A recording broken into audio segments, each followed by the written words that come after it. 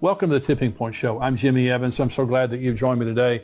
I have a teaching today called War Drums in Israel, and I want to talk to you about the news that's going on right now and what the Bible says about two wars that are about to happen in Israel. There are major wars that are prophesied, and what we have in the news today is telling us these wars are about to happen very soon. Before I get into that, let me just remind you on September the 17th, here in the Dallas-Fort Worth area, Grapevine, Texas, 5 minutes from DFW Airport, we have a Bible prophecy conference happening from 9 a.m. to 5:30 p.m. September 17th at Fellowship Church, Pastor Ed Young, our dear friend there, all day long. And we have great speakers, great content all day long to encourage you, to let you know what's going on here in the end times. Just a very special format there of just really getting all day information and encouragement related to Bible prophecy. I'll be speaking twice that day. I'll also be speaking the next morning at Fellowship Church on Bible prophecy.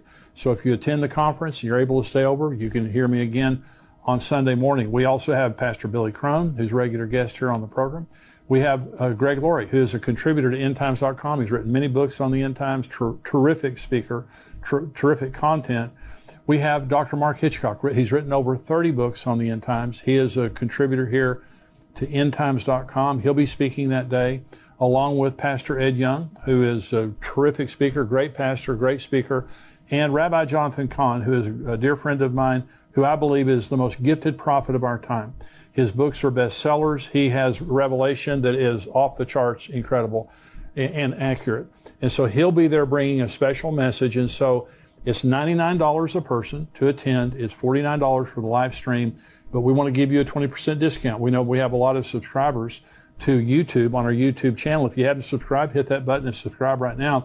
We want to give you a 20% discount. So you get 20% off of the 99, 20% off of the 49. We would love to have you be there in person. If you can't, we would love to have you live streaming in. So you can go on conference.endtimes.com right now. Enter into your promo code there. You'll get 20% off. Conference.endtimes.com. The information is right there on your screen. Sign up. We have a lot of people already signed up. So we want you to sign up right now. You can use your discount, by the way, to bring family, friends, neighbors, bring a busload from your church. You can all use your discount code there. So we're going to have a lot going on that day. We would love to have you be a part of that. Let me remind you also of the book that we have, Where Are the Missing People? This is a book that you leave on your coffee table, dining room table, car, office, apartment, dorm room for people who are left behind in the rapture. The number one question that's going to be asked after the rapture is, where are the missing people? And this book is going to be there answering it, leading people to Christ and letting them know what's about to happen and how to prepare for it. And if you go on Amazon, we have hundreds of 5-star reviews of this book, and you can see those reviews there. But a lot of people are reading it right now, giving it to loved ones, and they're getting saved. Their lives are being changed.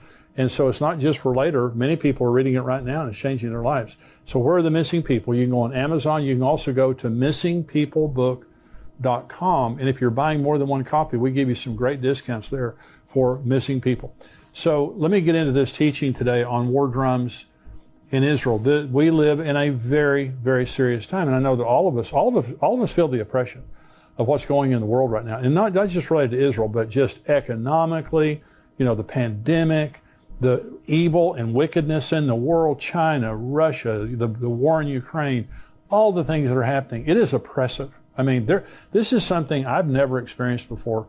And I'm 68 years old. I've never experienced anything like this, what's going on in the world right now. I never thought I would live to see what's going on in the world right now. But it's happening, and it's a fulfillment of Bible prophecy. And according to Bible prophecy, there are two major wars that are about to happen in Israel. And I think they'll happen very, very soon, especially the first one. And one of the wars is the Gog and Magog war that you may have heard me talk about already, but I'm going to talk about it here in just a minute. But I want to read you some articles about what's happening in Israel right now. And I believe that we're right on the brink of the Gog and Magog war breaking out. Could be in the next few weeks or few months. I really believe that.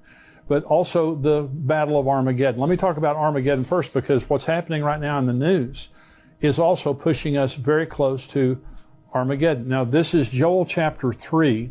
This is God in the first person talking about the Battle of Armageddon. He says, "Behold, in those days and at that time, when I bring back the captives of Judah and Jerusalem, I will also gather all nations and bring them down to the valley of Jehoshaphat, and I will enter into judgment with them there on account of my people, my heritage Israel, whom they've scattered among the nations, they have also divided up my land. So now, remember, when Israel was scattered the first time, they went to one nation. They went to Babylon. God is talking here about you've scattered them among the nations, and then I'm going to bring them back. Okay, that happened in 1948 when Israel came back from the nations of the world, and he brought them back. And it says, in those days and at that time, when I do this, I'm going to do this. He's talking about a generation. That's what Jesus said. This generation will not pass away till all things are fulfilled. So in one generation, 1948, the Jews come back. There's going to be Armageddon. And he says, I'm bringing the nations into judgment in the valley of Jehoshaphat. The valley of Jehoshaphat is the valley between the Temple Mount and the Mount of Olives. And this is where Jesus' feet touch. According to Zechariah 14, when he returns in the second coming, his feet will touch the Mount of Olives, and he will come and judge the nations of the world that have come against Jerusalem. This is Zechariah 12, prophesying Armageddon. The burden of the word of the Lord against Israel. Thus says the Lord God, who stretches out the heavens, lays the foundation of the earth, and forms the spirit of man within him. Behold, I will make Jerusalem a cup of drunkenness to all the surrounding peoples when they lay siege against Judah and Jerusalem. And it shall happen in that day that I will make Jerusalem a very heavy stone for all peoples. All who would heave it away will surely be cut in pieces, though all the nations of the earth are gathered against it. Now, God is the causal agent of Armageddon, and the city of Jerusalem is the focus. God is the one who's bringing the nations of the world to judge them for how they have treated the people, the nation of Israel, and for dividing up their land. Okay, but the city of Israel specifically, the city of Jerusalem specifically, he says, I'm going to bring you, all the nations have gathered against the city of Jerusalem, and I've made it a cup of drunkenness. In other words, it makes them crazy. All the surrounding nations check that box, and it's a burdensome stone. No nation can solve that problem. Though the United States has tried, the United Nations have tried, no one can lift that stone and solve that problem. Well, let me read a couple of articles here to you about what's happening right now. It's happening to divide the city of Jerusalem, to divide the nation of Israel. And this is from Israel 365 News. This is June the 2nd, 2022, from Adam Berkowitz. It says, Biden's State Department sidesteps Israel to open Palestinian consulate in Jerusalem.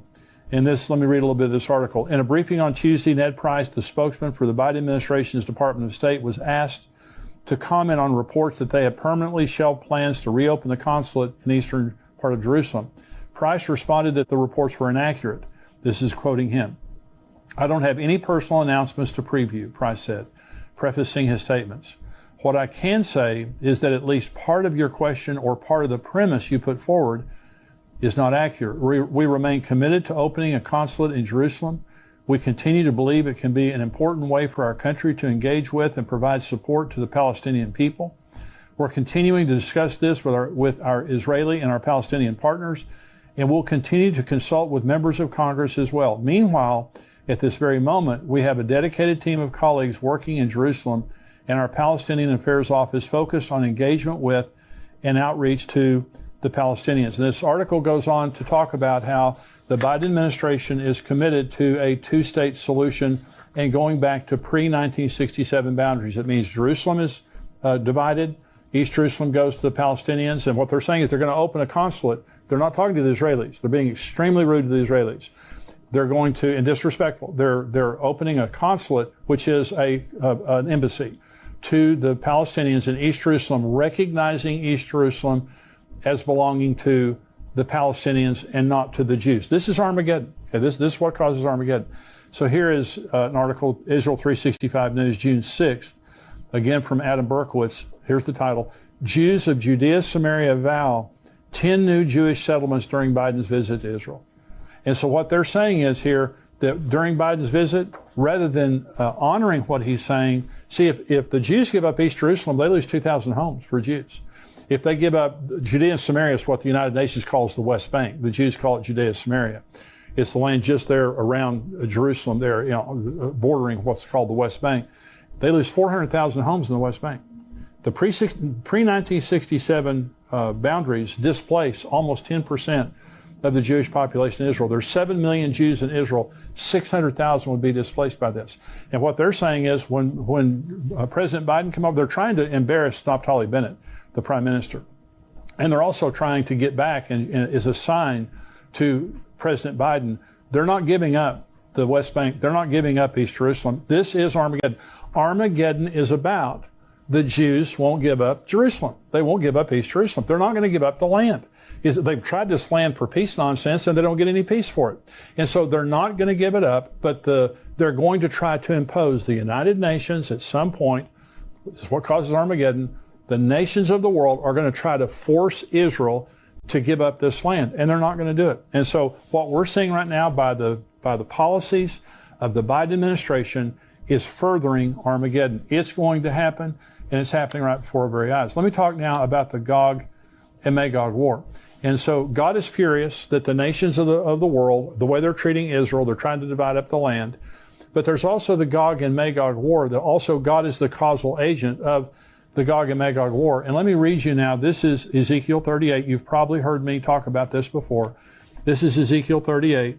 The word of the Lord came to me saying, Son of man, set your face against Gog of the land of Magog, the prince of Rosh, Meshech, and Tubal, and prophesy against him and say, Thus says the Lord God, Behold, I am against you, O Gog, the prince of Rosh, Meshech, and Tubal. I will turn you around, put hooks in your jaws, and lead you out with all your army, horses and horsemen, all splendidly clothed, the great company with bucklers and shields, all of them handling swords. Persia, Ethiopia, and Libya are with them, all of them with shield and helmet. Gomer and all its troops, the house of Togarmah from the far north and all its troops. Many people are with you. Prepare yourself and be ready, you and all your armies that are gathered about you, and be a guard for them. After many days you will be visited. Listen, in the latter years, that's the last days, you will come into the land of those brought back from the sword and gathered from many people on the mountains of Israel, which had long been desolate. They were brought out of the nations, and now all of them dwell safely. So this is about to happen. So Israel's back in their land. They're very prosperous. They're safe, comparatively. They're still very safe. But this is Russia. This Ezekiel 38 is against a man called Gog, which I believe right now is Vladimir Putin. Now, if this prophecy is for later, it could be somewhere else. But it says Gog, he's the prince of Rosh, Meshech, and Tubal. Rosh is Russia, Meshech is Moscow, Tubal is Tobolsk. This is right there in Russia. And so this is Persia is Iran. When it says Gomer, Togarmah, that's Turkey. Syria is Syria. Libya is Libya. Ethiopia is what we would call Sudan today. But all these are Muslim nations with the exception of Russia, but they're all militarily aligned with Russia. And Vladimir Putin is the strongman over this entire area of the world there. So this is a regional war that's going to be fought. And so God says, I'm going to put hooks in your jaw and drag you down. The problem that we have right now is Iran. Russia's a problem for sure. Iran is the larger problem for the Israelis because they have a nuclear program and they have been trying for a long, long period of time to get enough nuclear material for a bomb. And they're there. I mean, they are there, either a day or a week away, or days or weeks away from getting it. But many believe, and I believe, they already have enough nuclear material for a bomb. They need a detonator. They need a missile, which they also have.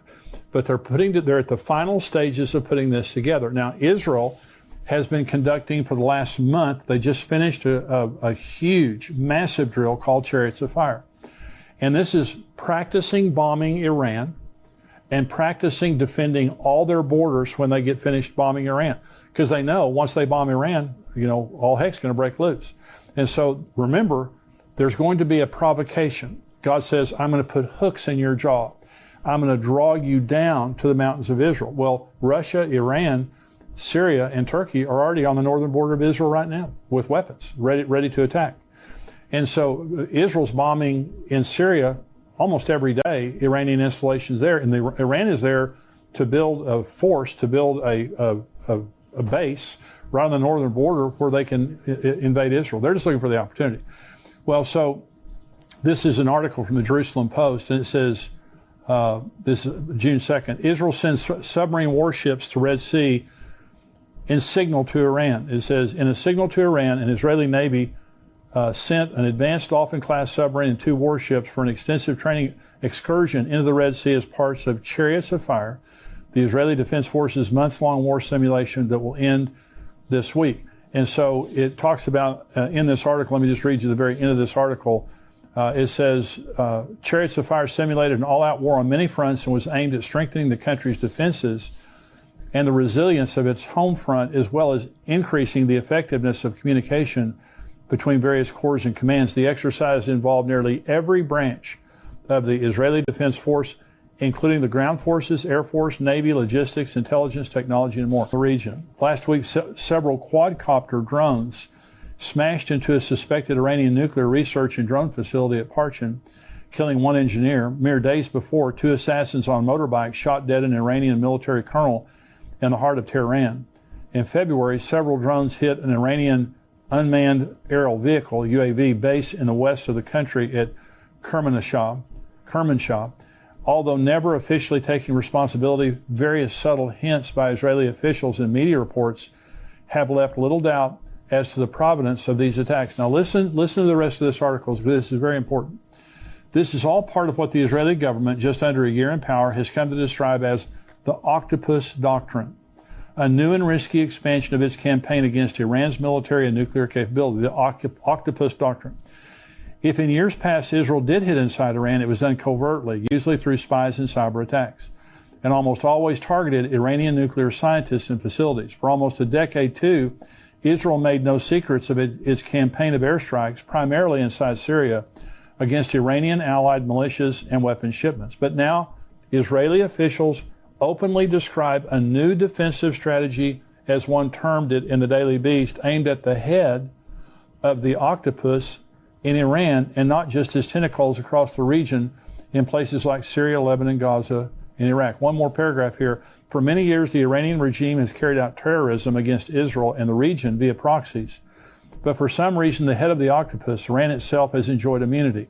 Israeli Prime Minister Naftali Bennett said in a speech on Sunday, the era of immunity for the Iranian regime is over. Now, that's some very serious rhetoric. And what they're saying is their doctrine, the Octopus Doctrine, kept saying, cut off the tentacles, hit them in Syria, quadcopter their nuclear facilities, send viruses into their computers, kill their scientists, and all those kind of things. Now what they're saying is, no, we're going to chop off the head of the octopus. That's a very different strategy, and it goes along with the chariots of fire. By the way, the chariots of fire exercise, that looks back to Elijah. Isn't that interesting?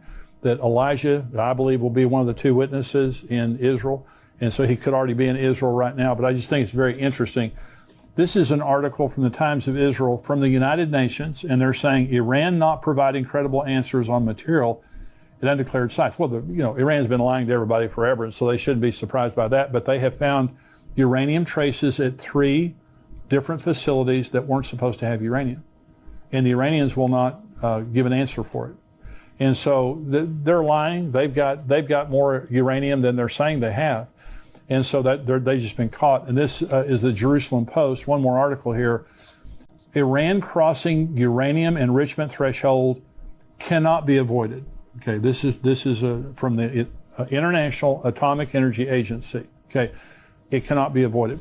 So, and they're just saying in here that, and they're downplaying it.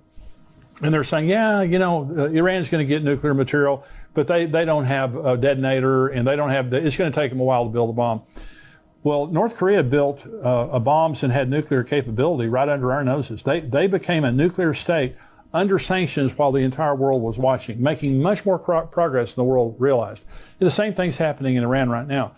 Let me just say, I don't know exactly when they're going to get all the material they need, but I'll tell you one group of people that does, and that's the Israelis.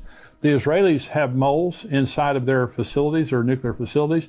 They have spies all over the country. They have probably the best intelligence community in the world.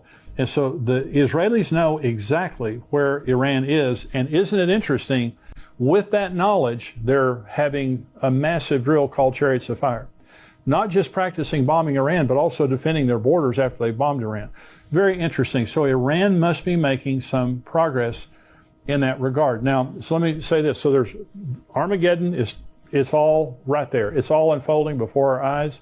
The Feast of Trumpets, the Day of Atonement, and the Feast of Tabernacles. And so I believe the Rosh Hashanah is the rapture, the Day of Atonement is the second coming, and the Tabernacles is eternity with God, us living with God for all of eternity. So we have 3 more feasts about to happen. So I believe, and what I've taught is, I believe some year that the Gog and Magog war will happen around the Feast of Trumpets, either right before or right after. Now, my personal opinion is it'll happen just prior to, because I believe it will set up the covenant that the Antichrist makes with Israel. After the Gog and Magog war, there's going to be a tremendous sympathy for Israel when God glorifies himself, when he defeats all those armies and deals with that issue. Then the Antichrist shows up as a man of false peace and makes this covenant of peace. Now, that's just my opinion. It could be at a different time. But isn't it interesting that we're 3.5 months right now from the Feast of Trumpets, when I believe some year the rapture will happen. And all these things are happening, and what the world is witnessing is, we're right there. Related to Israel and Iran, we're right there. Israel cannot let Iran get a nuclear weapon. It's not going to happen. They have the resolve and they have the capacity to bomb Iran and stop it. And so this is all happening right before our nose. And my opinion is, and this is what I wrote in my book, Tipping Point, I wrote it 2 years ago, is my opinion is when Israel bombs Iran, which could be in the next few days or few weeks, when Israel bombs Iran, it will provoke the Ezekiel 38 and 39 war, which I believe is a sign that the rapture is about to happen. We're in that period of time. And when I make these kinds of statements, I'm not setting a date that I'm saying absolutely Jesus is coming this September.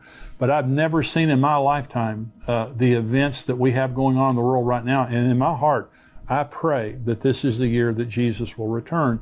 And all the signs of the times are there. And I'm just reading the signs of the times. And so I hope that this has been a blessing to you today. If you're watching on YouTube, I just want to say thank you for joining me. I hope you'll become a subscriber to endtimes.com. We have articles and videos that come out all week long. This week we talked about China's growing footprint in the world. China is a very troubling nation in the world right now. We talked about Iran's nuclear weapons, famines in Africa. We also had an article from Dr. Mark Hitchcock on the numbers in Revelation. Are they symbolic or are they literal, or are they a combination of the two? I wrote an article about going through the storms of life, how Jesus taught us how to go through the storms of life. We also had a video that was released today by Dr. Mark Hitchcock that was talking about the World Forum that was just held in Davos, that they're talking about tracking us and tracking our carbon footprint because they're talking about global warming. And he did an article, a video, talking about how that could be used by the Antichrist to ultimately control us. And so we have all kinds of articles and videos, plus we have the full Tipping Point show that only our subscribers get. I want you to become a subscriber to endtimes.com, $7 a month, $77 a year. You get the full Tipping Point show. I'm about to answer questions. In the rest of this podcast, I'm going to answer questions, lots of questions from our subscribers. And want you to be a part of that. But subscribe, $7 a month, $77 a year. We'd love to have you be a subscriber to endtimes.com. And if you're watching on YouTube, be sure and subscribe to this channel.